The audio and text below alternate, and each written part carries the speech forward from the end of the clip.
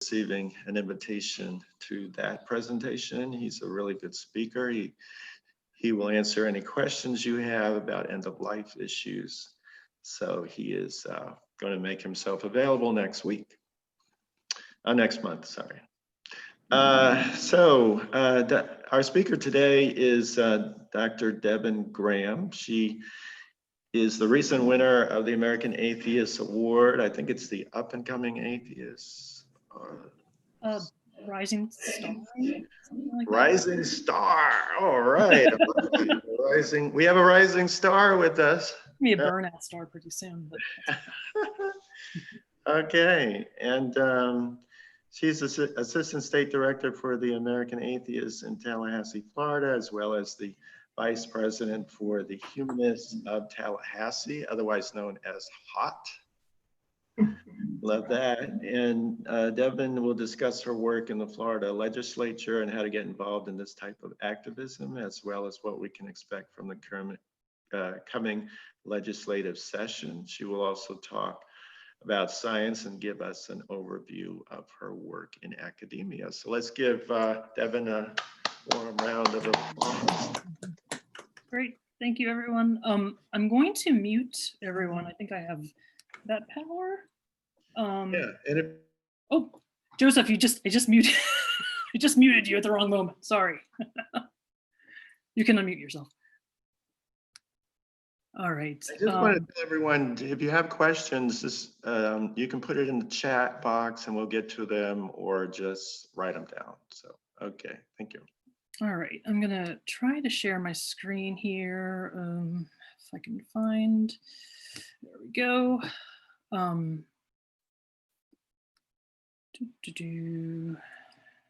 Let's see, can you all see that there? Okay, I got thumbs up, so that's good. All right, so thank you everyone for having me today. If there's anything going in the chat, I can't really see it, so I'm sorry, can't answer that directly, but thank you again for having me today. Joseph wanted me to talk about 3 different things, and I personally hate putting things into agenda format in PowerPoints. It's like a pet peeve of mine. So I'm just going to say it, therefore I don't mess up my cardinal rule.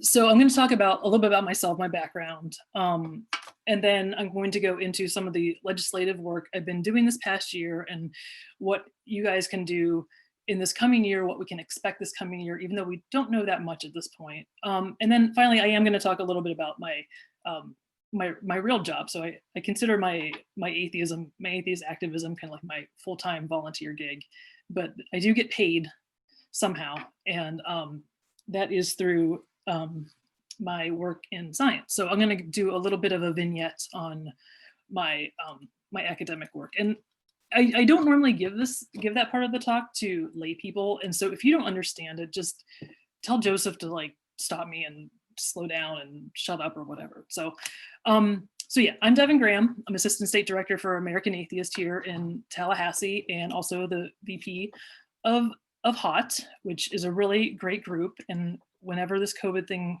is over, we should all probably get together somehow and collaborate. Somehow I cannot, okay, there we go. So as you can probably tell from my very muddled accent, I'm not really from around here. I grew up outside of Pittsburgh, which is the easiest thing for people to understand where I'm from. But specifically, I'm from Elwood City, Pennsylvania, and I need to note for those of you who are from Pennsylvania that I'm from the Beaver County side, which makes me a country bumpkin and not a city girl. This is important. There's got to be some Pittsburghers out here, because after the steel mills went bust, all the Steelers fans left, and that's why there's Steelers fans all over the country. So if you're familiar with Southwest Pennsylvania, that's where I'm from. I like to call Southwest Pennsylvania the honorary 12th state of the Confederacy, because even though it's north of the Mason-Dixon line, it's really, I'm going to say, backwards. I've actually seen more Confederate flags growing up there than I have since I've lived in the South. But this is where I call home, the Rust Belt. I was raised in a very religious household. And in the area I'm from, I should say that it was built on the backs of immigrants, like most places in America, specifically Italian immigrants. And so Elwood City is actually the Little Italy of Pennsylvania, at least that area is. Everyone's either Catholic and or Italian, and I'm one of the few people who aren't either. I grew up in what's called the Christian Church of Christ Restoration Movement. They are a group of non-denominational, unaffiliated churches. You'll see a lot of them. You don't see many down here in the South, but you see a lot of them in Pennsylvania, Western Pennsylvania, Ohio, Michigan, Kentucky, Indiana. It's an interesting group because there's no shared creed and there's no hierarchy amongst church leadership. Every church is technically independent, although they somehow all think the same. You're required to be, as an adult or a child of age, immersion baptism is necessary. You have communion every Sunday. Jesus is the Savior, Son of God. And I went on a little deep dive this weekend on some of the background of the church, and I found that we are actually the same. We came out of the same movement as the Disciples of Christ, except where the Disciples of Christ went off and didn't want to have music and wanted to be a little more unity focused. The Christian Church of Christ said that they wanted to be more conservative, and if it wasn't in the Bible, they didn't want to do it. So as a woman, as a girl, I was never allowed to do much. There are no leadership positions for women in this group. It's when you base your teachings on only what's in the Bible, you can imagine that progress isn't necessarily something that happens very well or happens at all. And so I'm gonna demonstrate this in the in the next slide. I was going through some social media posts from my parents' church and from the church I grew up in. And this is from my parents' church. They are, so when I should go back. When I think of Christian nationalists and really hardcore Trumper evangelicals, I think of the church that I grew up in. And this is a movie that they are promoting. They're having a movie night at their church. It is the documentary propaganda film called Trump Card by the convicted felon Dinesh D'Souza. This was a big deal for them. I don't really think they should be showing this based on, church state separation, but what can you do? Earlier this summer, the church that I grew up in posted this on their Facebook page, on the official church Facebook page. Please note that in Pennsylvania, it's under a Democratic governor administration, and the Surgeon General is a trans woman. Her name's Dr. Rachel Levin. She's done an amazing job, at least at the very beginning when they really put down the really hardcore lockdown protocols. But the church that I grew up in did not appreciate that. And so this was posted to their official page. So not only do they dead name her, they use the improper pronouns. They say that she had such a great mental disorder by believing that she was a woman, that she had to have surgery, and now she's in charge of all the mental health advice during the pandemic. So just quote unquote, let that sink in. So this is my upbringing. From that, I did escape eventually. I after high school, I moved 90 miles away and stayed in Pennsylvania to a small liberal arts school in Northwest Pennsylvania, not far off Lake Erie, called Allegheny College, which no one's really ever heard of. After graduation, I finally did leave Pennsylvania, thankfully. And I got a lab tech job in a neuroscience lab at the University of Maryland Med School in Baltimore. And we did, since it was a med school, they don't have mascots, so we had to co-opt the College Park Terrapin for our mascot. I remember being in that lab and I just hated it. I just hated working with brains. I said to myself, I'm never going to work in neuroscience ever again. It's just the worst.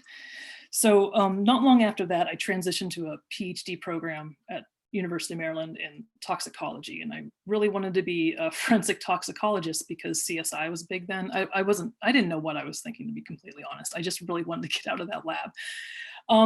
And the lab I ended up in was actually a neuroscience lab looking at the role of methamphetamine and its long-term neurotoxic effects. So I my whole thing about not going into neuro just kind of went out the window. And this lab was at the National Institute on Drug Abuse, which is part of the NIH. I did my research there. I got my PhD and did a brief stint at the EPA. And then from there, I did my first postdoc at Cincinnati Children's in Cincinnati, obviously. Before that, I swore another oath to myself that I would never work in animal behavior because it's too messy. I do not like it at all. And lo and behold, the lab I went into was behavioral teratology. So all we did was behavior. So nothing is working out for me at this point in my life. I just need to stop making predictions for myself. So what we focused on here, and what I guess is now kind of my expertise, is looking at developmental exposure.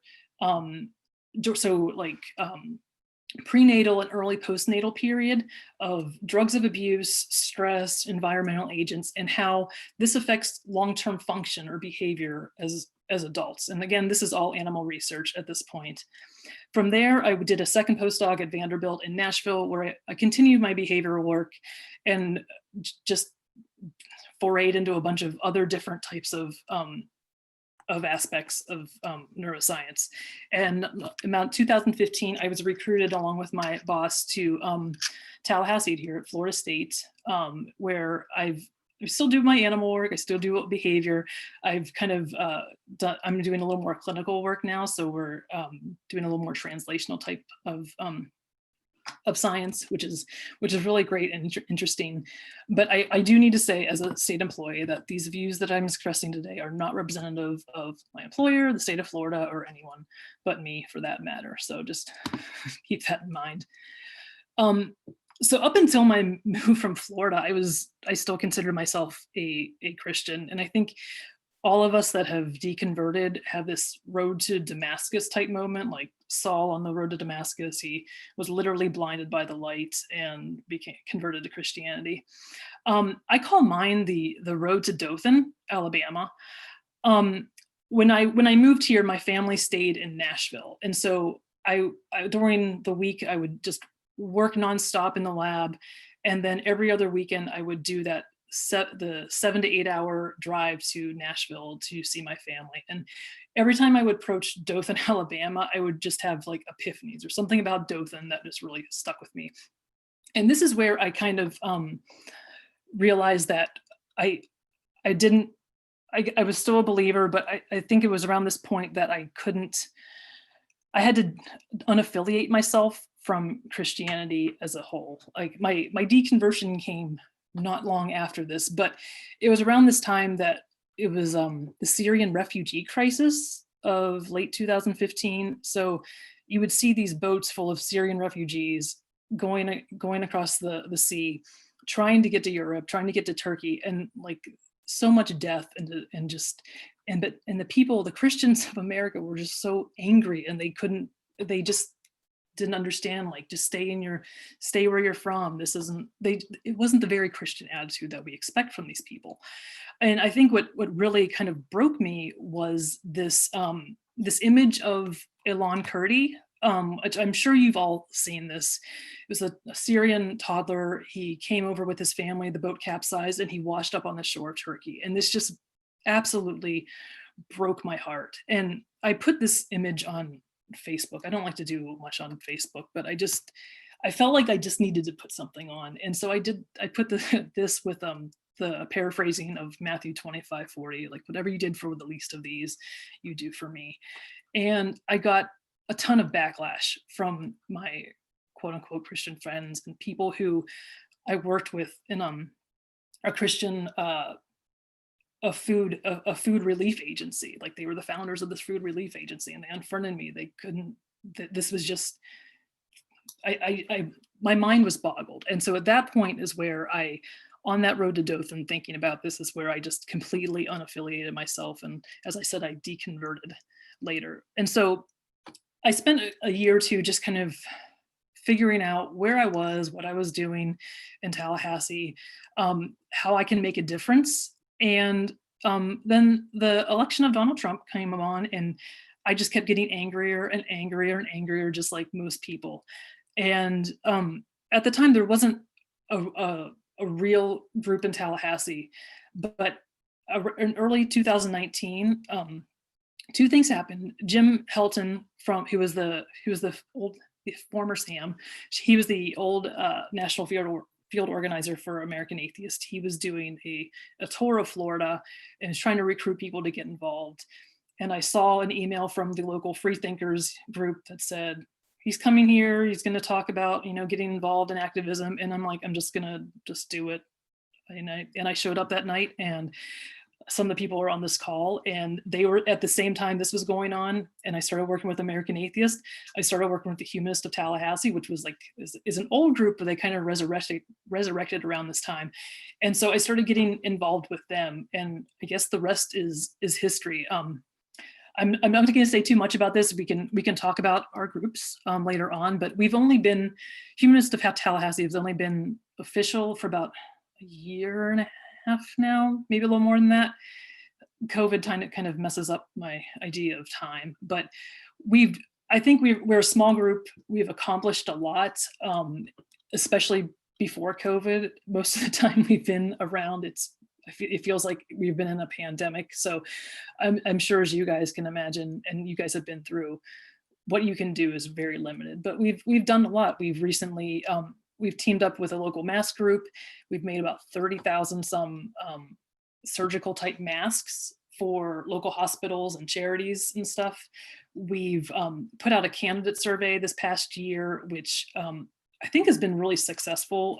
We sent a survey to all the candidates for all offices at the state and federal level and local level, asking them how their feelings are on church-state separation, progressive social justice issues, and we posted them on our website. And we've gotten a lot of response, and it's been really illuminating in terms of the election process. And we've also done a lot of virtual happy hours, which we've done every week since the beginning, and we are still doing them. And I'm amazed that we're still doing them, but they're pretty successful. This is one of the few outlets that some people have to communicate with other people during this lockdown. So I think it's been a really great opportunity, and I'm more than happy to talk about what we do here at the end for when we have questions. But I think most people wanted me to talk about what my work with the Florida legislature. As you know, this is the picture of the old Capitol building here in Tallahassee. It's a beautiful building. This is the picture they always show on like tour guide type things.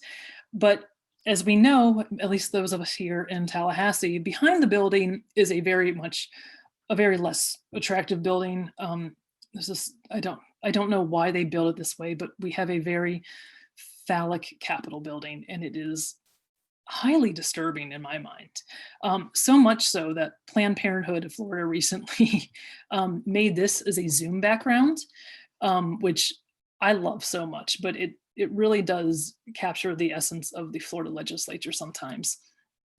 And so what I've done in this past year, which seems like 2 years ago, but it's actually just a few months ago, for the 2020 session, I felt like it was my obligation, being in Tallahassee, just right down the road from the Capitol, that I should be doing something there. And so I kind of picked this bill that was introduced as my goal, I guess. I don't, for lack of a better word. So in the Florida statutes, and this number is just burned into my mind. It starts statute number 1003.45. The title is Permitting Study of the Bible and Religion, Permitting Brief Meditation, period.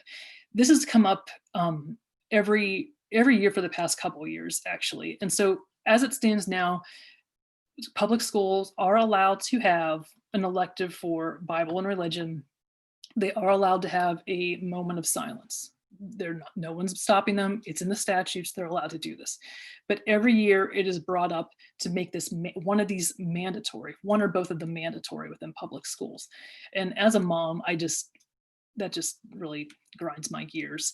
And this past year, this was introduced by Senator Dennis Baxley and Representative Kimberly Daniels from Jacksonville. They introduced the moments of silence in public schools, identical bills in both the House and the Senate. Baxley is there in the lower right-hand corner with the orange arrow at his head. He does not like me at all. So I went and testified the first time, and I was scared out of my mind. I think I read my testimony like verbatim, and I just kept on going back. And I was one of the few people that did this at a personal level. Like there's always someone from like ACLU that's there, or these other big groups, civil rights groups, that just say like, this is against the First Amendment, this is against, our basic civil rights.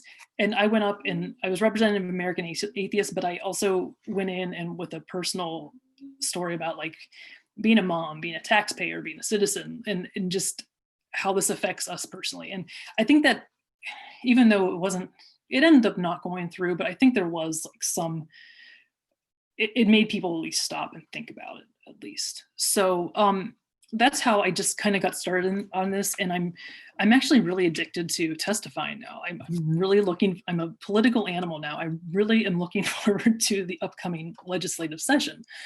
And speaking of which, I feel, even though I'm not a native Floridian and I didn't go through like Florida civics in school, I feel like I have a fairly decent grasp of how the legislative process works. Just being there and having friends that are now involved with it and just talking with them, I feel like I understand.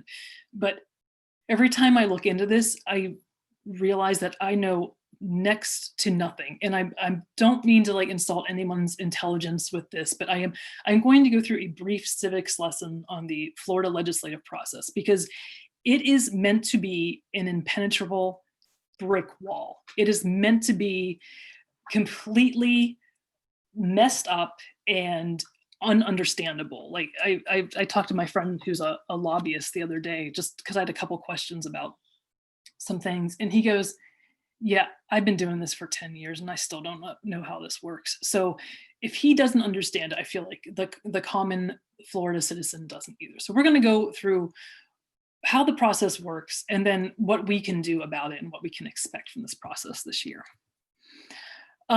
So as you know, I'm sure you've heard there are elections coming up next week, I guess, November 3rd. And when that happens, the swearing in of the new representatives and senators will happen about 2 weeks after elections. This happens in November. The session in Florida happens every year, and on odd years, it starts on the first Tuesday after the first Monday in March. So this is for 2021, it's going to start on March 8th. Even number of years, it's the second Tuesday after the first Monday in January. And each session is 60 consecutive days. Now, there can be extensions on this. For example, if the budget isn't passed, then the legislators are required to stay until it gets passed. Special sessions are possible. So the governor or both the president of the Senate or the Speaker of the House can call special sessions. For instance, they could have called a special session to deal with COVID this past spring, but they did not. And so as far as bills go, bills can be filed anytime prior to election day for at least those senators who are not up for election. So bills have already been filed for 2021 already. They tend to be just like local ordinance, kind of things we don't really care about. But individual bills must be filed by the first day of the session, which this year is March 8th. There are exceptions, but one of these are these PCBs or proposed committee bills. So if an entire committee says that we want to propose a bill, they have up to the 50th day of session. So kind of right before the full body meets at the end. An example of this would be the Marjorie Stoneman Douglas bill from a couple years ago. I think it was the Judiciary Committee got together, put that bill together, and they introduced it towards the end of session. If you are interested in filing a bill in Florida as a citizen, you can't do that, sorry. But your representatives can. So if this is something that your group is interested in, or that you have a real hankering to get a bill in to promote church-state separation, whatever you want, it's a good idea to contact your representative or your senator and, give them a draft of the bill and, try to find a champion that in the House or the Senate that can push this forward for you, because we're one of the few states where a citizen cannot do this. Bills also have to go through at least 3 committees generally. There are exceptions for really high priority bills, and I'm not saying priority as in this is important for the people, but this may be important for the leaders of the House or Senate. But if you are not necessarily the most favorite representative or senator, or this bill is something that the majority does not want to see happen, they can give you 4 or 5 committees that you have to go through before anything happens.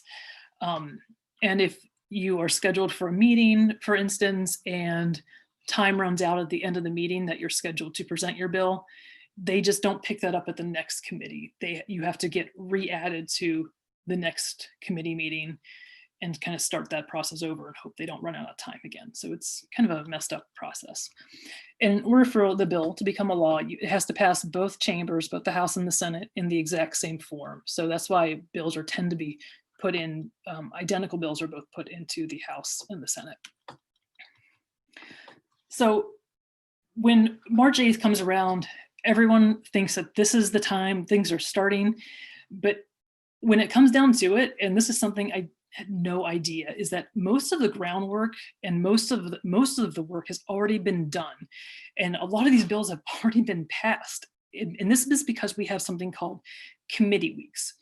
And these are weeks that happen, or sessions that happen prior to the general session, which we all think of as where all the work happens. These are generally, in non-COVID years, 6 weekly sessions that happen before the real session. So this year there should be 1 in December, 2 in January, and 3 in February, although the pandemic kind of messes up that schedule a bit. Committees will meet during this time. Bills have already been filed. Like I said, they're going to be filed up until the first day of session. So they're going to discuss bills that have been filed. People that are interested in filing a bill but aren't sure like what the political environment is, they can scope out what's going on. Will my abortion heartbeat bill pass this year based on what's going on in this committee, for instance? So they can scope out like what's going on and what they can potentially get away with for the real session. And they can even vote on bills. And this is a little scary to me, because I just thought this was just kind of, the committee weeks were just kind of a way to scope things out and discuss like what they can get away with, but they actually do vote on bills. So by the time the first day of session happens, a bill could have gone through all 3 committees and be ready for the vote before the whole House or Senate. So committee weeks are actually the real session, everything that happens in the real session minus the meeting of the full body of the House and the Senate. So whenever you hear on the, sorry, my daughter's here with me. Whenever you hear committee weeks happening in Tallahassee, and most news agencies may not really promote this, this is something that you really need to be paying attention to, what's going on. So as far as what we can expect for this coming session, I think the word is defense again. I am very heartened by the blue wave that we have going through at the moment. For instance, a lot of, I think, as you know, there's a bit of a blue wave. A lot of House seats have flipped. For instance, Kim Daniels, who was a Democrat actually from Jacksonville, the one who submitted the Moment of Silence bill this past year, she was primaried. She has a very progressive woman is running in that position instead, and she'll actually be the rep for her district. So even though there is a bit of a blue wave, there's still an imbalance in terms of how the political divide is. So the Senate is a little more even. Last year there were 23 Republicans and 17 Democrats. So it's a little more less partisan. But as far as the House goes, there were 71 Republicans and 46 Democrats, and also 3 vacant seats. So even if with that blue wave, I don't expect that we're going to gain that much in terms of in the House seats. So what can we expect for 2021? The short answer is we really don't know at this point. Everything's up in the air. There's rumblings and about like, well, this happened in the Supreme Court, so maybe we can expect this to happen. But here's some predictions that I have, and some friends of mine who work in this expect to happen. So for this year, I think we are safe from the moment of silence Bible class requirement bills. The major proponent in the House, Kim Daniels, is no longer in that position, so they don't really have in Mike Hill in Pensacola, who always pushes the heartbeat bills. He's no longer in the race, so we don't have a big right-wing proponent for those bills. We do still have it in the House or the Senate, but not the House. So I think we're okay with that. But this past year, the Supreme Court had the Bostock decision. And if you're not aware of what that is, and I'm not a lawyer by any stretch of the imagination, Bostock dealt with employment discrimination relating to Title VII. So it meant that employers cannot discriminate based on sexual orientation, gender, LGBTQ status, any of the like. So I think we can expect to see a lot of religious discrimination or religious exemption type bills coming through to counteract this Bostock decision. I don't know if any of them have been filed yet, but we can really expect that coming through this year. In 18 other states, there have already been, at least 18 at this point, there have already been bans on trans kids in sports in public schools and universities. It's very likely that we will see something similar to that in Florida, so a trans sports ban for children. We had something similar to this last year that it didn't go through, but it went further than what it should. It was called the Vulnerable Child Protection Act. And so what it did is it made it a second-degree felony for a medical professional to treat a trans child or a trans minor. And I think I try to see both sides of the, I'm sorry, hold on, I can't talk. Sorry about that. And so I think like the narrative they were trying to present is that we shouldn't have 5-year-old kids getting hormones, and they shouldn't have surgery when they're 11. And that was what they were pushing. But when it comes down to the actual language of it, what could happen is that a trans child, a minor that was trans, could go to their doctor's office with a heart condition. And if that doctor treats that child as a trans individual by their preferred sex, calling them by their preferred names, their pronouns, it could be construed as treating a trans child. So that would be a felony for that medical professional. And so it's really scary, but it's what that law was kind of going for. And another bill we can expect to see again is parental rights. And this went through last year. It obviously didn't pass, but it went again pretty far. I don't want to give these people any advertisement, but their website's called parentalrights.org. It's okay. As a parent, I think that I am concerned about the safety of my children, even though I just pushed the one child out of the room. But what this bill was going for is that the parents, what's the word I'm going for? I have it written down somewhere else. I'm just going to go with what I have there. So that pretty much the parents' rights supersede that of the child's right to privacy. And so a lot of examples were thrown around, and I can see where someone who's middle of the road would be like, yeah, this seems like an appropriate, a reasonable bill. So if a child was LGBTQ positive or was questioning, and they went to their school counselor because they didn't have anyone to talk to at home, their home environment was hostile, their parents did not agree with that, then they would go to their counselor to talk about it. The parents could demand to see the records of those visits from the school counselor. So that kind of just blows that child's sense of privacy out the window.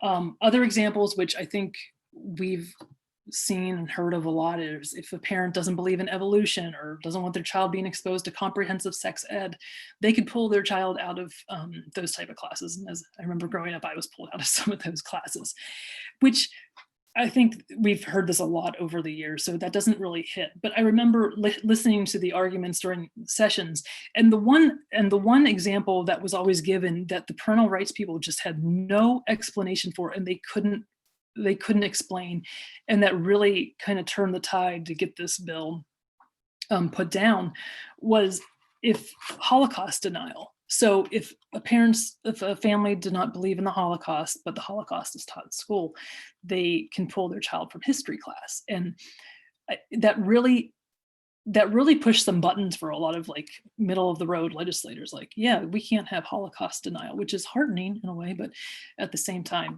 the people who were pushing for parental rights could not explain this. But it's fairly certain that we will be seeing a parental rights iteration again this year.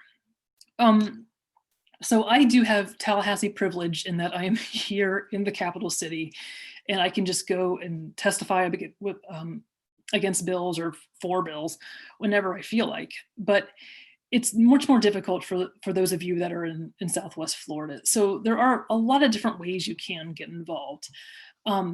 And this is going to be especially true this year. So the first thing you can do is sign up for bill tracking on the Senate and the House websites. They're both the same. You can find bills from the House on the Senate site and vice versa. It doesn't matter. I prefer the Senate site. It's a little easier for me to navigate. But if you hear about a bill or you search for bills that are coming through, go ahead and just track it. It's on the upper right-hand corner of each of their websites. It's a really great bill or a really great feature. Because sometimes these things will come up in committee with 1 day's notice or 2 days notice. And so you just need to, if you're actually going to be in Tallahassee, it's a great thing that you can just show up at the Capitol and testify against something. If you really want to know how the sausage is made, I would recommend attending a lobby days events. A lot of progressive organizations put these on. I know the Secular Coalition of America, I went to the one last year where they did it at the federal level, but there's a lot of local state groups that do this in Florida as well. So what you do is you go to the Capitol, you get to meet your reps, and you get to push bills that are important to you, or at least the organization, which I assume that you are in line with their beliefs. Equality Florida, I love those people. They do a really amazing lobby days. And so if you can attend one with them, I highly recommend it. It's really a great way to learn how everything works. It's really important to contact your representative or senator prior to session starting, like right after the election. Go in and meet with their staff.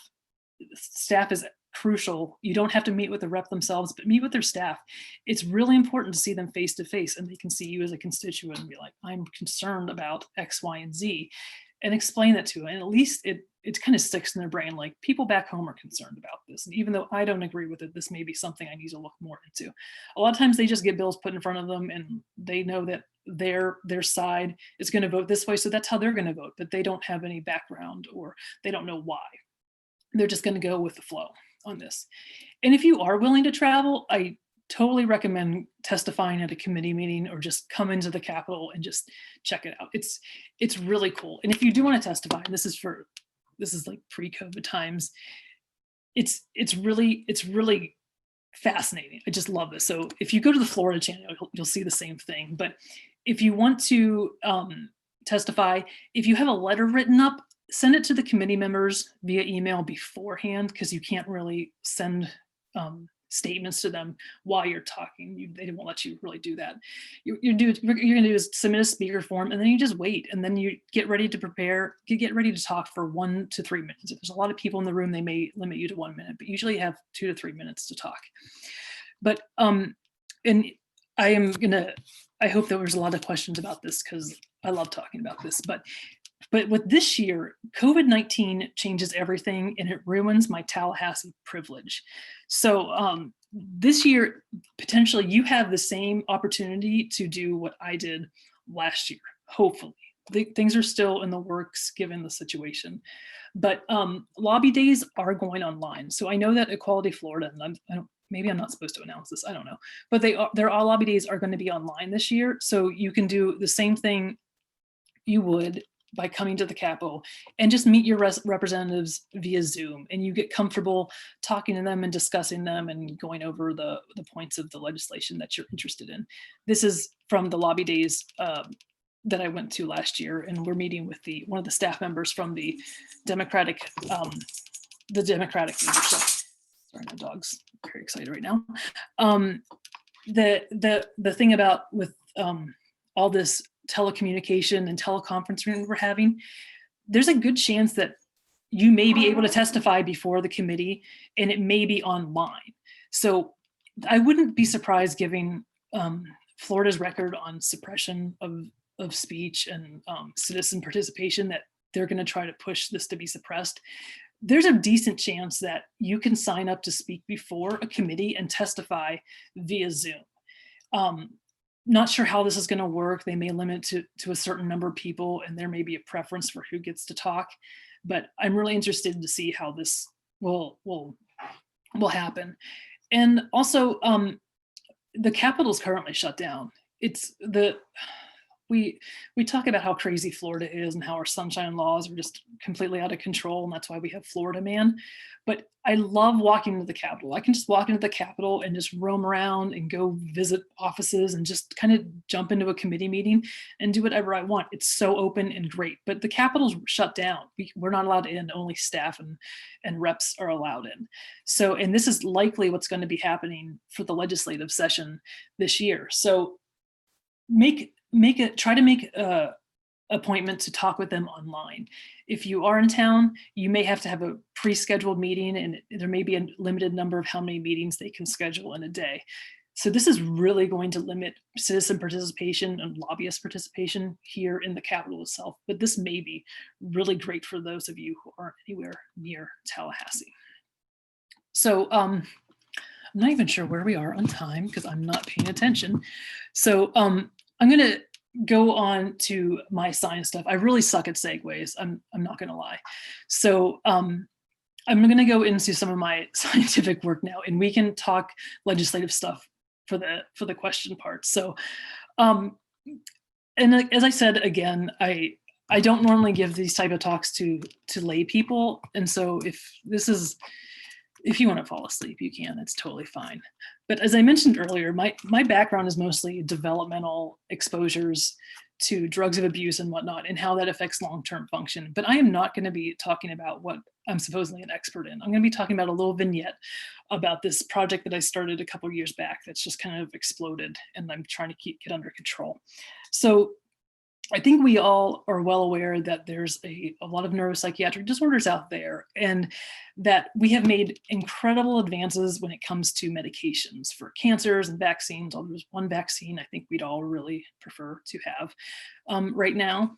But when it comes to psychiatric disorders, our medicines and our therapeutics are way behind the other ones. There's not much money being put into psychiatric disorder drug development. In 2030, the World Health Organization and a number of others are predicting that psychiatric disorders will be a huge societal and economic burden. And in fact, will be the largest segment of healthcare, greater than what we spend on diabetes, cancer, and respiratory disorders combined. One particular illness that we know is very common is major depressive disorder, MDD, or just depression. It's a super complex disorder. It's very common, affects about almost 20% of the population, especially women. And we spend over $200 billion a year on this disease alone. And when we think about depression, we think of like mood disorder, like the SADS. But mood and affect are really only one component of this disease. If you look at the DSM-5, which is like the diagnostic criteria that we use to diagnose people for psychiatric disorders, a patient must meet 5 of 9 criteria within a 2-week period. And it's a pretty extensive list, but as you expect, depressed mood and loss of interest or pleasure in previously enjoyed activities is one of those. But one of those other types of criteria is diminished cognitive function. So we've kind of heard of depression brain, like, oh, I just can't, I walked in this room and I don't know why I'm here, or I talked to so-and-so last week and I can't remember a single thing we said. This type of dysfunction is really amplified in people with depression.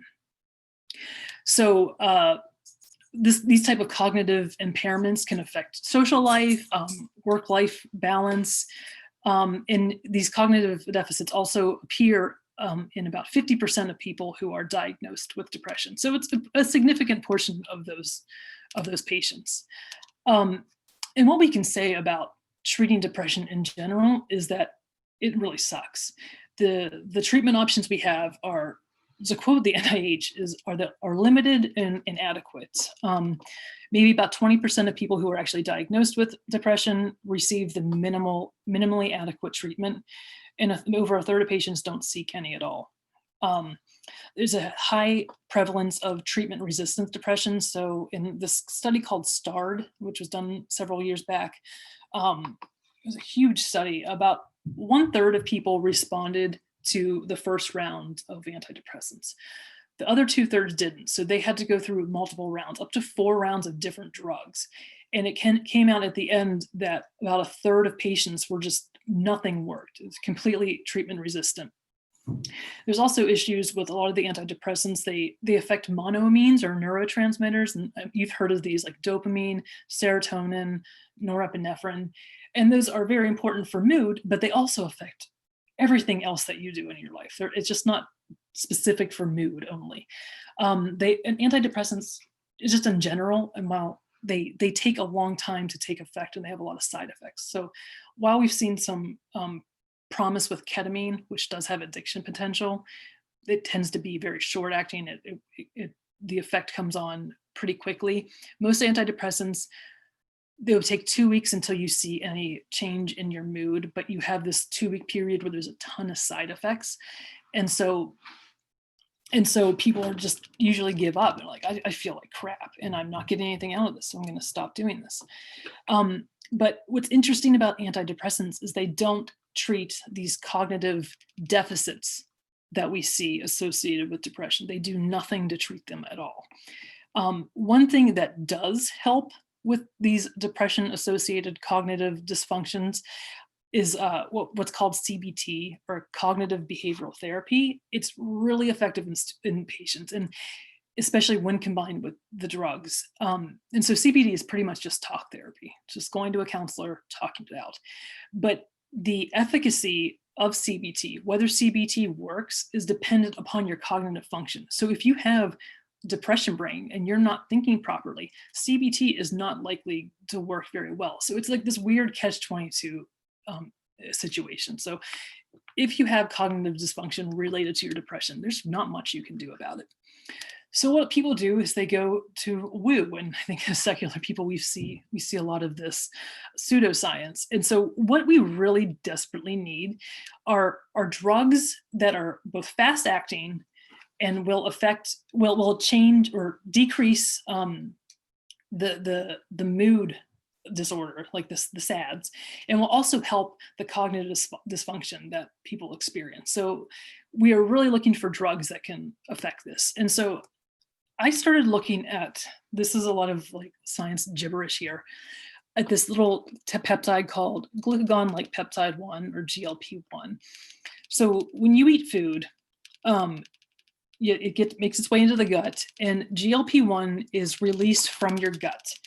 It binds its receptor, which is called GLP-1 receptor, GLP-1R, and this in turn will release insulin. So this has been used, this receptor has been a target to treat type 2 diabetes. A lot of the type 2 diabetes treatments out there are actually GLP-1 receptor agonists, is what we call them. We know that it's expressed throughout the body. We know it's especially from the neck down, but it's also expressed in the brain. And this is something that's fairly new. And it's been shown that there have been it can be neuroprotective, like activation of this receptor can be fairly neuroprotective and very therapeutic for things like some areas of mood and following stroke. So it's actually, a lot of these drugs are being used as treatments in the UK for Alzheimer's disease, which is really interesting.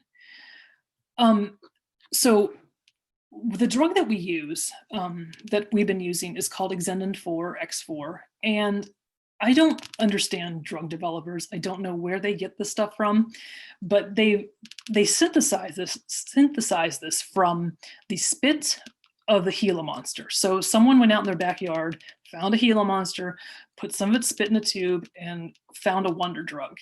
And so what this Exendin 4 X4 that came from the spit of the Gila monster, it's extremely similar to what we find in humans. It's the same as GLP-1 in humans, except it lasts a lot longer and it's way more potent than the GLP-1 we have in our bodies in terms of its like glucose lowering abilities. And it also binds onto the receptor, the GLP-1 are, similarly to GLP-1. And what we found over the years is that it also decreases food reward. So not only is it used to treat diabetes, but it's now FDA approved to treat obesity as well. People who take it find that they just don't want to eat as much. It's just not, they don't get the pleasure they normally get from food. And so as someone who has a drug addiction background in drugs of abuse, we kind of hypothesize that maybe because it affects reward related to food, it may reduce reward related to drugs of abuse. So we did this test in animals. This is called condition place preference. And what we have here is like an aerial view of this chamber. It's a little difficult to see, but the two halves of this chamber are different in terms of their flooring. There's a few different changes. So a mouse can differentiate one chamber from the other. So what we do for CPP is we put a mouse in the chamber, let them explore freely. The next day, we block off the passageway between those two chambers, and we give an animal saline or something innocuous and confine them to one side of the chamber. The next day, we give them the drug, in this case, cocaine, and we put them in the other side of the chamber. And we repeat this for a few days. So this is a learning paradigm. They learn to associate one side of the chamber with the pleasure that you get from cocaine. And so on the final day, you put them into the chamber, you let them have a free-for-all, go wherever they want. And what happens is they will spend more time on the cocaine side of the chamber than the other side.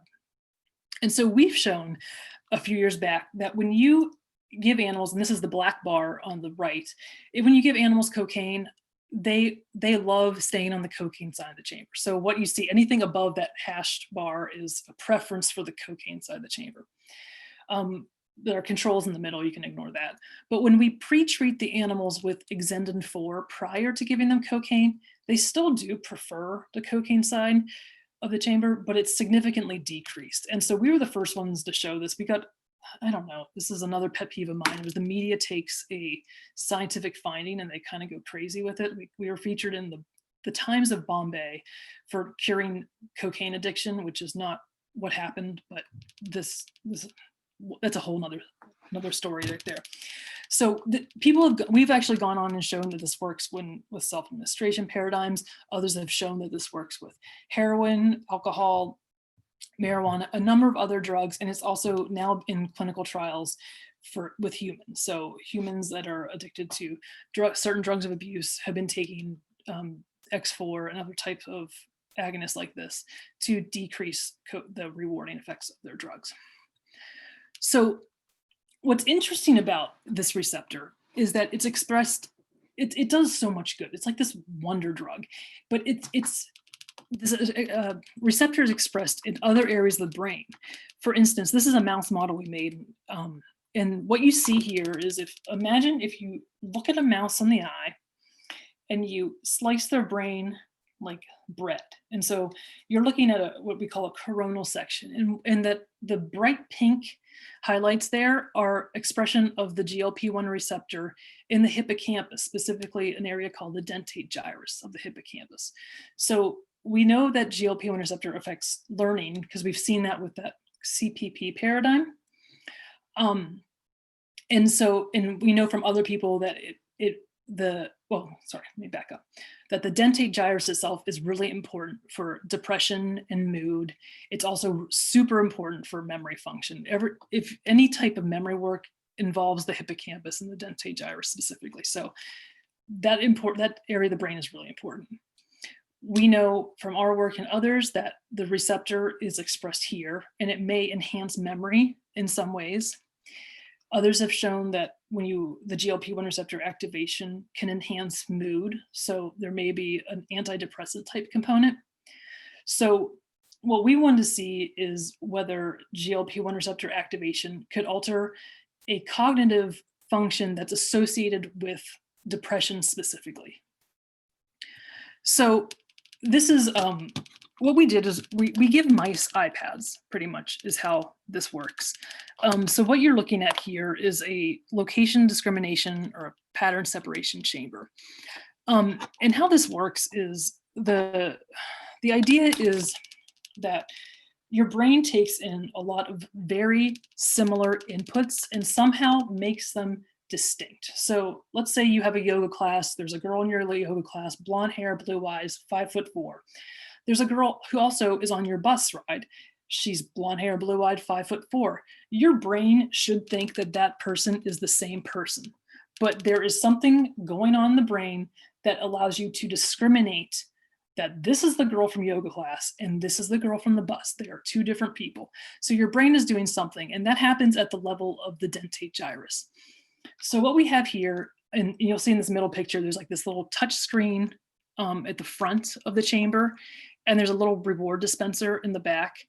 And on the far right, you'll see this little, I don't know what it's called, the kind of the overlay that we put on top of the touch screen. And so what we do is we train mice that we light up boxes 2 and 5. And mice are trained that either the left side is correct or the right side is correct. So the lights will come on, those 2 lights will come on, and a left side mouse is going to hit box 2. And when they hit box 2, they get a reward, which is, we use diluted vanilla Ensure, which tastes like vanilla cardboard, and I hate it, but they love it. So we train them to always associate that box 2, if you press box 2 and the lights go on, you're going to get a reward. Eventually, when they learn that, we mess it up for them and we reverse it. So now box 5 is the correct one.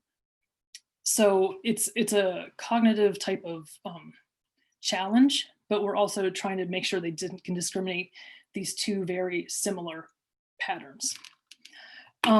So this is an aerial view. I'm going to show a video, and I'm hoping it works. If it doesn't, I apologize. So what you're going to see is a mouse in fast forward. Mice don't normally move this fast unless you're chasing them around the kitchen. So what you're going to see is a mouse who thinks that the right-hand box, box 5, is the correct one. Let's see if this works. So the light goes on, he initiates the trial, hits box 5, he gets his reward. The lights are going to go on again. He's going to hit box 5, there he goes. And now it's switched. He got 7 of 8 correct. So now the left side box is the correct one. And so he goes over and he hits the right-hand side and he gets a timeout. Lights go on. He has to sit there for a few extra seconds until the next trial starts. So now he knows that, okay, it's switched on me. The left side box is the correct one. So this kind of probes at this pattern discrimination or location discrimination. And so what we've shown is that, I'm going to go back real quick, is that we can really mess these mice up. We can do probe trials. So what we can do instead of doing box 2 and 5 is box 1 and 6. So very separate. It's a very easy probe trial. So box 1 is correct or box 6 is correct. And those, since they're very distinct in terms of distance, it's easy for them. But then, and this sounds so easy for us, but for mice, this is rocket science. And other times we can do a hard probe trial where we have boxes 3 and 4 lit up instead. And so there's very little separation between them. And it's actually difficult for them to differentiate between the correct one. So we've shown that when we inject animals with X4, that GLP-1 receptor drug, that during the easy probe trial, when those boxes are very separate, that males do really well under this drug. So when you give mice this drug, male mice this drug, they are experts on it. Now, when we do the hard probe trial, when they can't tell the difference between those 2 center boxes, it's the females, when we give them X4, they perform significantly better than control. So maybe under more stressful conditions, this is X4 does a lot better with females. But in summary, and we've done, I'm just going to leave it at that. But what we see is that when you activate this receptor using this drug, it improves your cognitive abilities in a very sex-specific manner, which is interesting because depression is a very sex-specific drug. It affects more women than men. The drugs that I'm talking about, X4, are already FDA approved and on the market already. So there is potential that this could be used as an add-on treatment to other antidepressants to eliminate kind of the cognitive impairments associated with depression, since this task is associated with depression-induced cognitive impairments.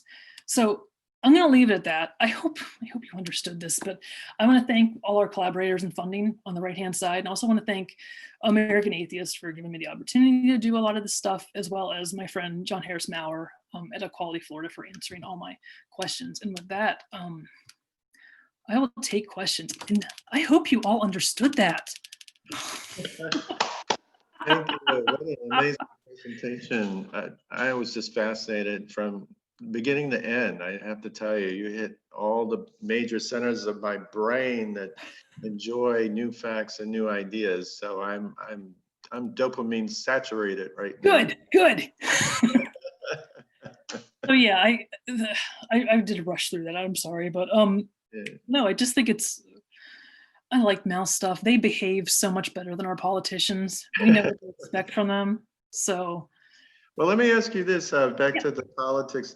I looked up the statistics, and when you look at the number of Democrats and you look at party affiliation, the party affiliation breaks in the direction of Democrats from 2017 to the current year, yet we have a lock on both houses in Florida and the governorship. And I don't know why this is true. I mean, maybe it has to do with the concentration of Democrats in specific areas, or maybe there are people that are registered Democrats that vote Republican. It's just mind-boggling that that Democrats have not had more headway in the state. Gerrymandering plays a huge role. And I don't know. But the thing is, I meant to mention this earlier, is that even though they're Democrats, they don't always vote as you would expect them to. So Kim Daniels, as I mentioned, was a Democrat. Still boggles the mind how she got elected all these years, but she's still she was a Democrat. She voted straight down the right wing side. When they had the judicial bypass bill on abortion this past year, it passed, even though there was and that included 4 or 5 Democrats who normally don't vote that way, because there's a lot more gray in our Democrat Republican, I don't know, in their beliefs. Like, so even just because someone's a Democrat doesn't necessarily mean they vote as you would expect them to. But we don't really see that with Republicans. They don't tend to go to the other side. Yeah. Any questions? Yes, Barbara Debo, you want to unmute? Thank you. I'm busy. Oh, you just remuted yourself.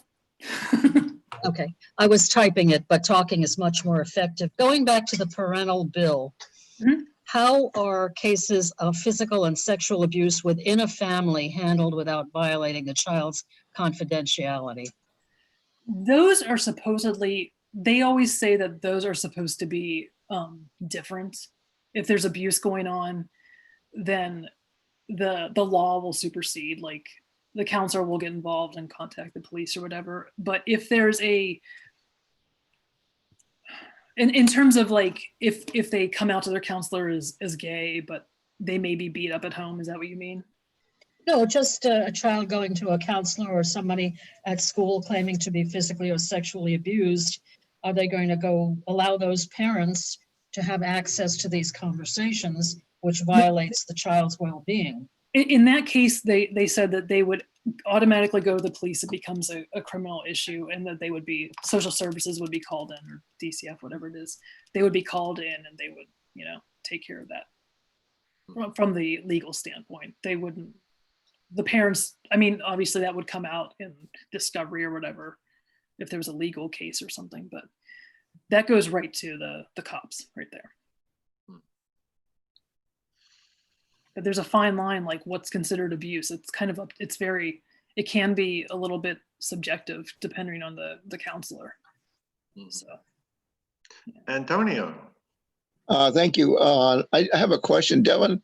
I know that you and I have worked together on a lot of these things here in Tallahassee, but my question is this, and I've responded to a number of issues with our elected officials, and I always get a nice little form letter back.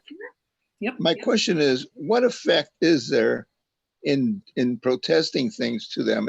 Do they keep track of this, or is this an effective way of getting your point across, or are we just whistling into the wind here? Being the pessimist, the cynic, I think we kind of are whistling into the wind. I think that they have to track phone calls. In person is the priority. Like, that's going to get the most attention. That's going to, be stuck in their mind. Phone calls are next, because someone has to record that phone call and make sure they are opposed or for this bill or whatever the issue was. Form letters just kind of say, like, if you get an action alert from an organization saying, like, write your senators about X, Y, or Z, those kind of get, I think, just counted as like, well, we had 50 of these today. But I don't think they do that much. But if you can get an audience with one of their staff members, one of their aides, or them, it makes all the difference in the world. And that's why I'm really slightly optimistic with COVID, is that it's going to be much more accessible to people, Right. given teleconferencing in the coming years.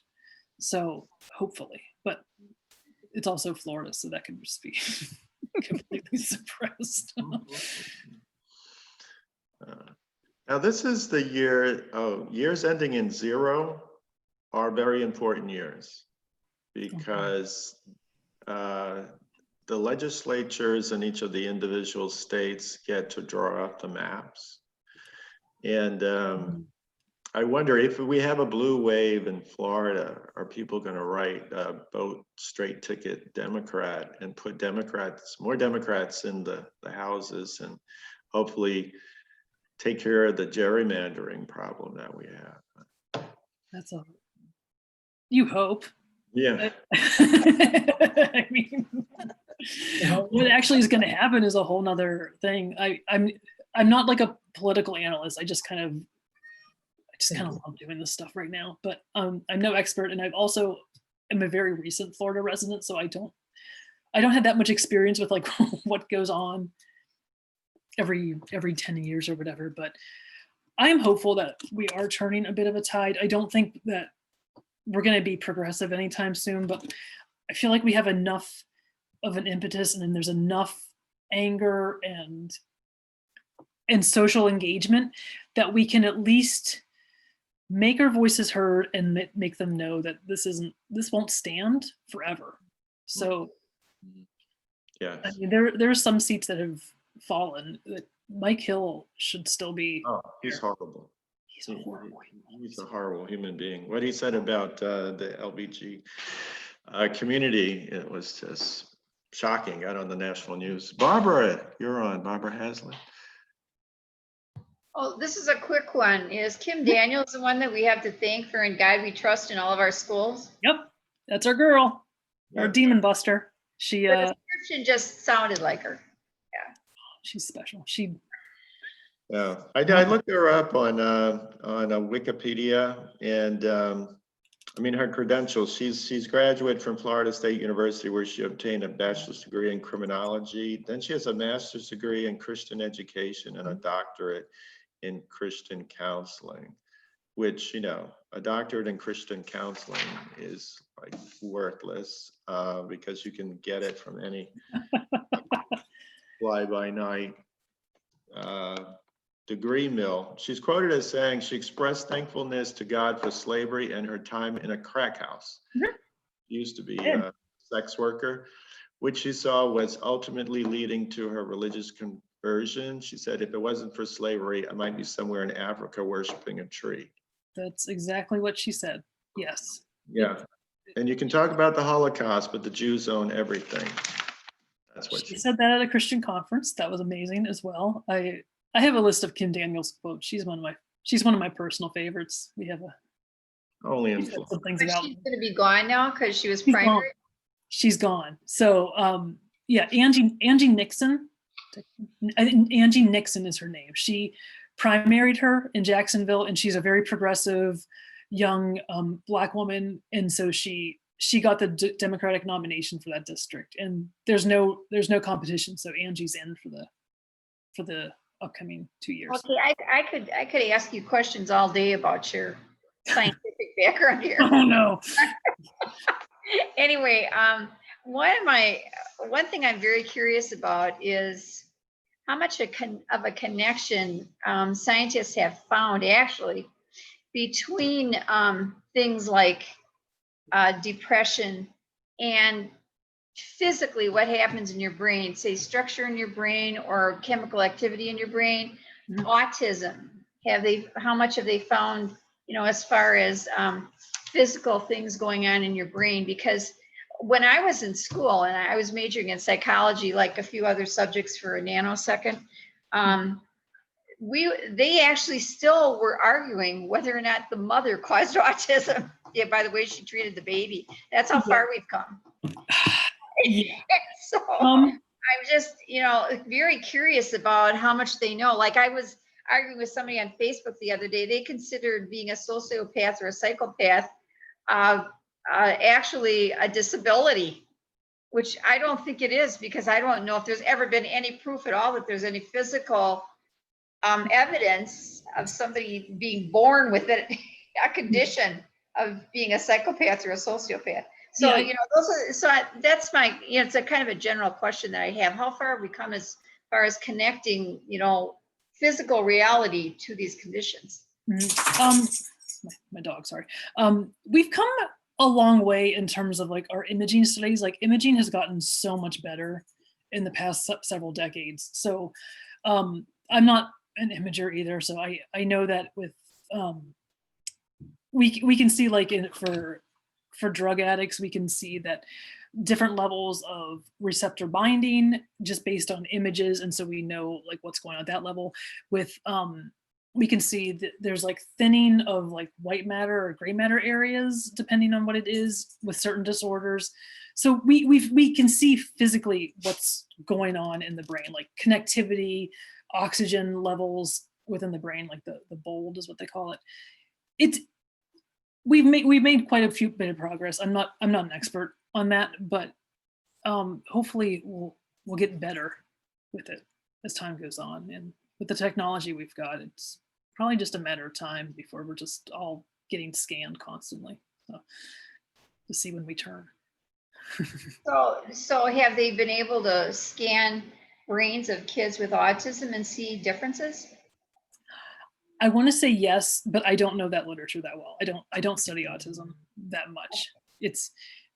Autism is a crazy field. It's a very complex disorder, but yeah, there's a lot out there. I can look it up for you. Do you know if they've ever actually found any connection between chemicals that may cause autism? There's always some type of like correlation causation type studies. As far as like specific chemicals, no. Or that like there may be like little pockets, like for certain people this may have played a role in it. I know some case studies where the grandmother taking a certain drug has affected the grandchildren. But those are also case studies, so it's fairly, you can only come up with so much. There's just like one or two cases of it. But yeah, autism's a tricky field. Okay. It's a big field. Oh, how do you feel about what is it? Epigenetics? Epigenetics. Epigenetics, yeah. Kind of similar to that. Yeah. Yeah, I'm not a geneticist. I actually really hate genetics, but I deal with it. It's a real thing. It's pretty amazing. Like we've seen it happen. I love reading about like the world crises that happen, that we see changes in the offspring that went through this. So for instance, the Dutch winter famine or Dutch hunger famine, the Dutch winter, something like that. During World War II, the Netherlands was shut down from most food supplies. And so there was about a 6-month period where the children really had nothing to eat. And so we've seen, like, when those kids growing up, they gained weight different. There's a few more neuropsychiatric disorders, and in their kids they would see the same thing. And so some sort of like genetic change that happened in the child affected the offspring of that child. We have several people here at Florida State, including some colleagues of ours, that do this in mice, because it's a lot easier. The lifespans are a lot quicker, so we can really control the experimental circumstances. So they've shown that, like, sucrose, like sugar, excess sugar, and aspartame and stuff like that, if it's given to the father, so not even the mother, so the male mouse has an extreme exposure to a certain type of sugar type of thing, at a fake sugar, I guess. The grandkids, the grand mice, I don't know what you would call them, may be hyperactive, much more hyperactive than control. So it's pretty much don't do anything. Just drink water and lettuce, and just don't do anything else if you want to save your kids. But it's terrifying, but it's also, we control every circumstance that happens to these mice. So it's not quite translatable, but we do what we can. Mm-hmm. Any other questions? Oh, I think Ron has a question.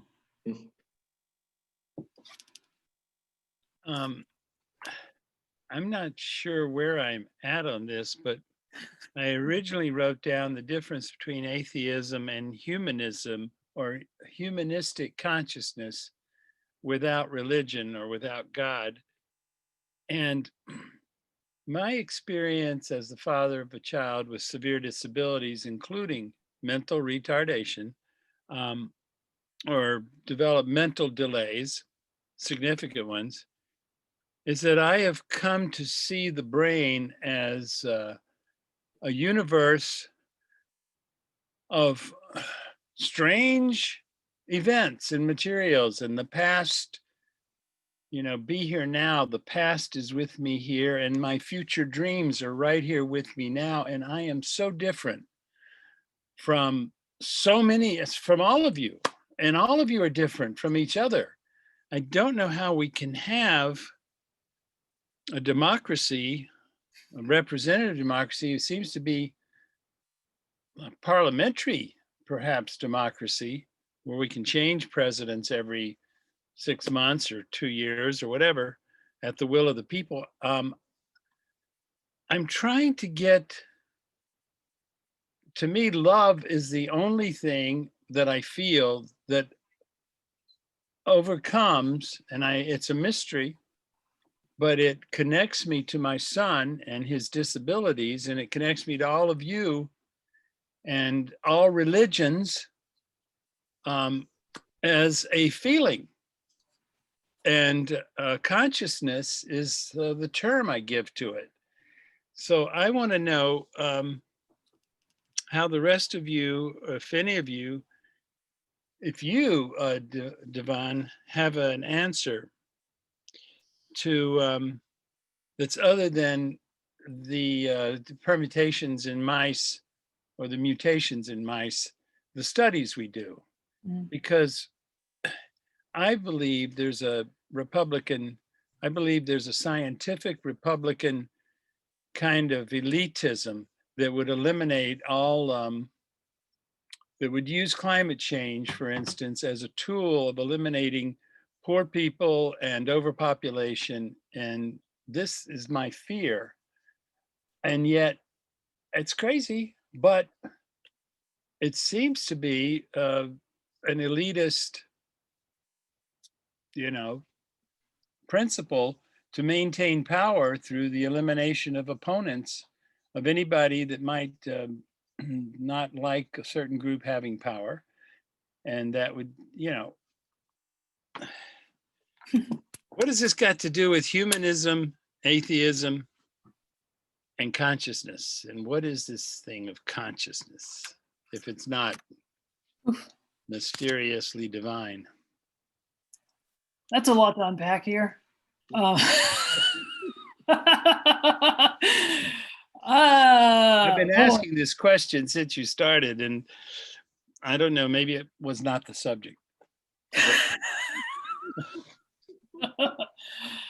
Oh, I do not. I will say that I do not think philosophically at all. I'm very scientifically minded. Like I like things black and white and stepwise. I'm not gonna lie.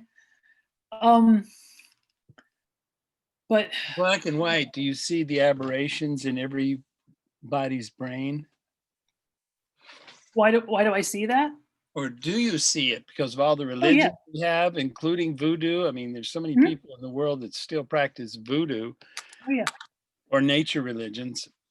I mean, I think that goes into like, you know, nature versus nurture. We all have different aberrations because that's our social construct, and that's how we're raised, and what we're exposed to growing up and at any given time. But there are things that I think that are basic, like innate human feelings, and feelings isn't the right word. I'm not good with words, but that are common across species even. Like, I mean, you could say love or like maternal care is something that's just fairly innate in everyone. We see that in animals, lab ones or wild animals. Like we see that in humans. There's just some things that are across all the species that maybe that's what binds us together and keeps us, I don't know, sane. And then all the other differences that we are exposed to and that are expressed in different ways are what makes it interesting. Yeah. I don't know if that answered anything. I don't know if I asked anything, to tell you the truth. In that case, I didn't answer anything, so that's good. It's all even. Oh, it looks like Dudley has a question. Dudley from Wisconsin. Wisconsin. I'm just interested, is there a pocketback book or something that for lay people that would kind of outline this field? For neuro? Yeah. There are quite a few. I can't think of any offhand, but there are some really great scientists who break down their work really well, and some of you may be more aware of them than others, but Joseph Ledoux is a huge expert in the field of stress in the brain, and he has written some really great works for lay people that are really good. Another one also in the stress field, because I used to do a lot of stress work, is Michael Mooney. I can't remember. I'm not gonna remember that, but there are a decent number out there. But as far as like neuroscience in general, I haven't found one. But there are a lot of decent reviews as well. So the journal that's called Nature, they have reviews that they call primers, actually. Nature Neuroscience primers, and they are a little bit upper level, but they give you a decent overview of like the field of depression, or what's going on in autism, or what's going on in drug development. If you ever need access to those, because they can be like behind a paywall, I can leave my contact info with Joseph and he can send it out. I am more than happy to provide anybody with what I think. That would be really nice if you could just recommend a. Yeah, I can. I'll make a note here. So, yeah. Thank you. Dane, I think you're up next. Devon, thank you. Nice presentation. Thanks. A couple of things. I had heard that what used to be classified as a nervous breakdown is now being considered more in the schizophrenic field. Is that true, or do you know anything about that? I don't know about that. I think nervous breakdowns can be associated with schizophrenia. Sometimes they're just a little less, they're a little milder, and they can be classified as anxiety attacks, more like severe anxiety. But I don't know about that for sure. Also, if you need any help with those rats, I can provide rats. You'll have to provide the cocaine for me, though. Oh, I've got cocaine. Don't worry. I just got my DEA license. I'm so excited. Thank you. Thanks again. No problem. I watched this film called The Social Dilemma. I don't know if you've seen it. It's on Netflix. It's about how social media companies are engineering apps to release dopamine hits, and people are becoming addicted to them. There's this emergence of neuroscience and app developers, and people don't realize how far advanced this field is and how they create certain needs as just like a drug addict would need. And it's not an assured dopamine hit. There's some chance involved. There's this casino paradigm that they use. So, you don't always get the dopamine hit, but you keep going back to it to get more and more of it. And really, I see this as the hacking of the human mind, where we don't even know that we're being pushed into a certain set of behaviors and responses. What's your take on this? Is there any way to defend ourselves against this kind of encroachment on our well-being, our independence, our autonomy? Get rid of your phone? I don't. I don't know. No, I think it's a fascinating field in terms of like the addiction field. We always think drugs, but a lot of addiction researchers look at, food addiction, like is that an actual thing, or even sex addiction, gambling. And now we have a lot of people who feel like they are addicted to the internet. They're addicted to Twitter. When Twitter goes down, they lose their ever-loving minds. I think it's a fascinating field. And as far as what was the question, like how do we can do to prevent ourselves from it? Yeah, right. I mean, I don't know. I don't know if it's like some of us are just wired to, I guess, be addicted and to kind of go towards these type of whatever they are, these type of actions. And so, I mean, if it's the same as like what you would tell a child of an alcoholic, like, I guess if your parents were alcoholics, maybe it's not in your best interest to be near alcohol. I'm not a counselor. I'm not good at the clinical stuff. But, if you feel like you're maybe prone to addiction to, social media, whatever, maybe you just need to be aware of that and work through that, whether it be counseling, maybe there's a neurochemical imbalance, like there's another disorder that's associated with that you can work on, or, treat. But we're all wired differently, and we all want to. Well, I saw that film too, and I was impressed that the youthful looking people who were very much involved in helping create things like Facebook and Google and all the rest have a very good idea what goes on with the artificial intelligence and so forth. And so they limit how much their kids can be on social media, because they want the kids not to get drawn into it to the point where they are manipulated by the mindless machine, because the artificial intelligence is picking the people and feeding them exactly what's needed, and they are drawn in more and more and more because it's giving them what they want. And meanwhile, all these ads are coming through trying to sell stuff, and it's a selling device. But it's not run by people doing it. The computer itself is programmed to keep doing this on its own with millions of people.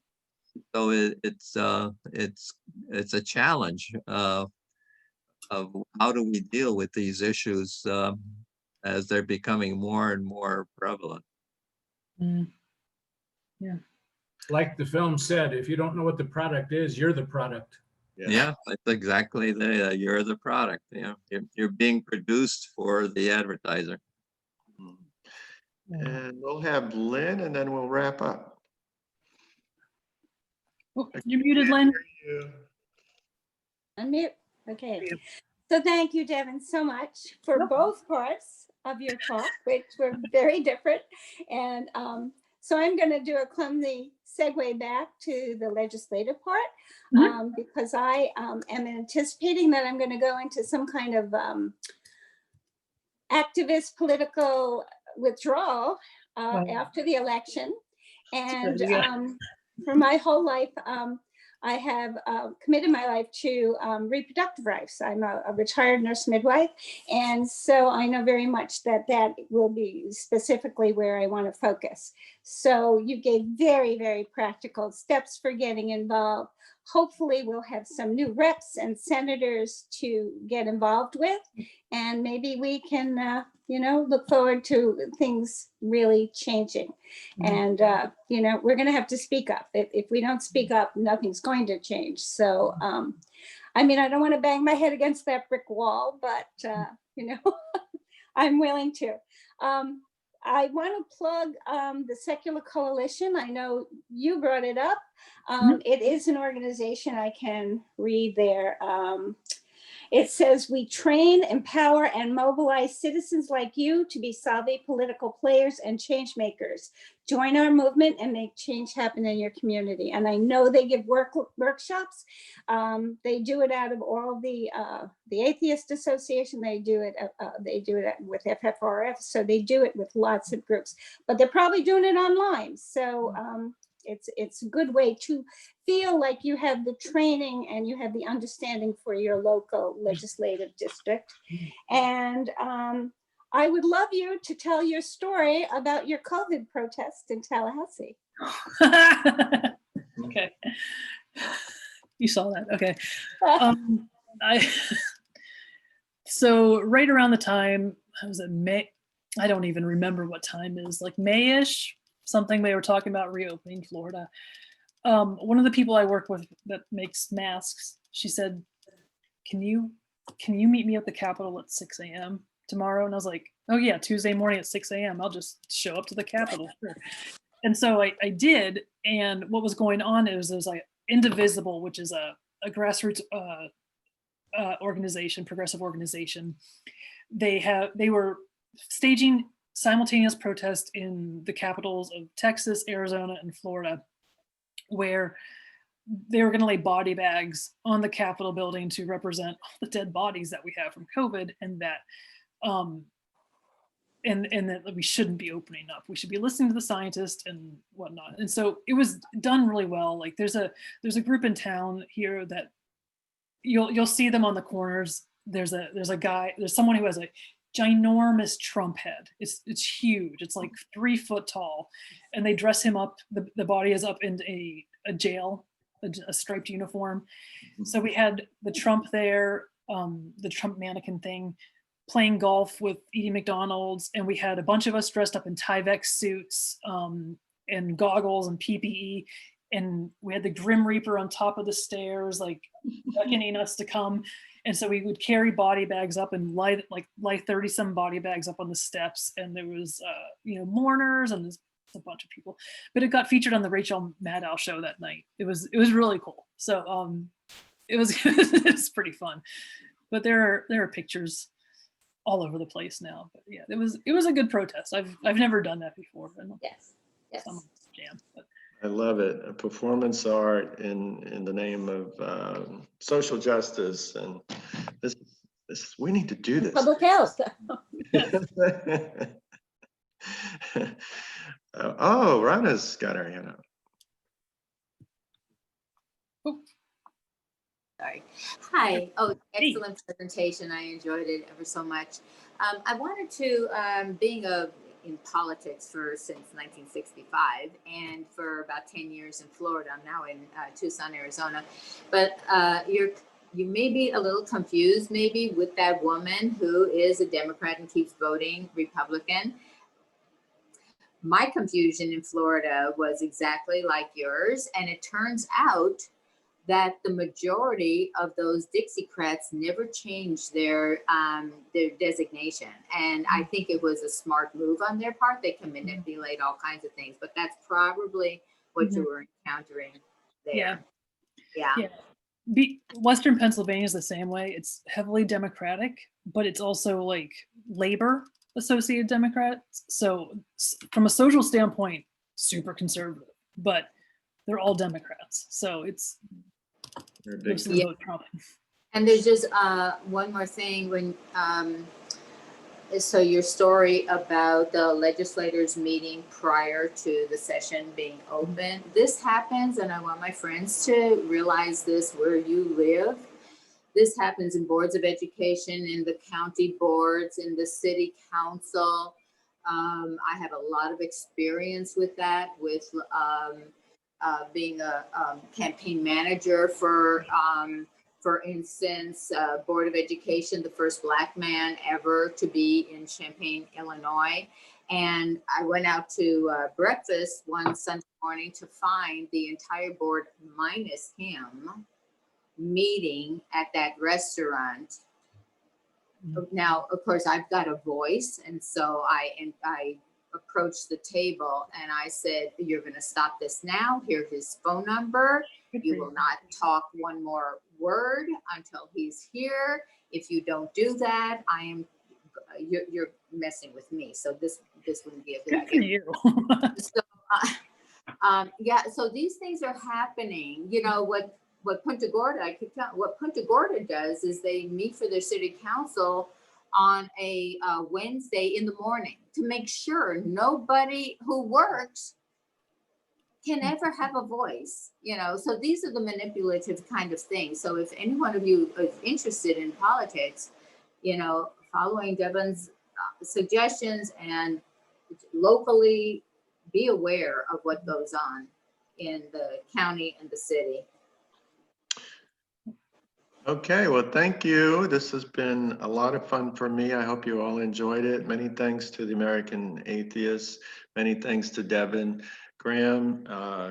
Gave a wonderful presentation. I really appreciate it. We are grateful. We wish you the best. Please stay in contact with us. Maybe we can collaborate with HOT at some time in the future. Thank you. Thank you for having me. It's fun. All right.